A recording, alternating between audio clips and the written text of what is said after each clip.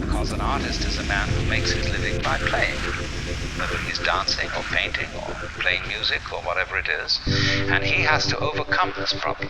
He has to know how to play in public at a given time on an appointment. See? Now that's not an easy thing to learn, but when you catch on to the trick of it, you can do it. Play on demand. That's the hardest lesson of life, to contrive a controlled accident. So therefore, if you understand perfectly clearly that you can't do anything to find that very, very important thing, God, enlightenment, nirvana, whatever, then what? Become aware that this happening isn't happening to you, because you are the happening. The only you there is what's going on. Yeah, feel it. And feel it genuinely. When you feel genuinely, you get down to rock bottom, all that isn't there. That's a game that's been erected on.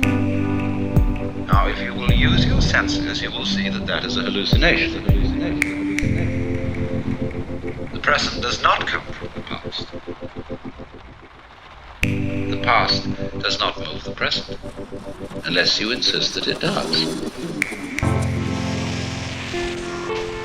If you listen, close your eyes. Where do the sounds come from, according to your ears? You hear them coming out of silence. The sounds come, and then they fade, and then they fade. They go like echoes, or echoes in the labyrinths of your brain, which we call memory. The sounds don't come from the past. They come out of now. They come out of trail off. You can do that later with your eyes. And it starts from there. The sound of the rain needs no translation.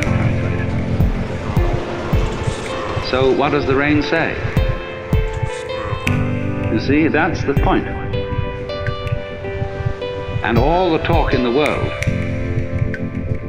doesn't get it unless you listen to the talk in a new way. The sound of the rain needs no translation.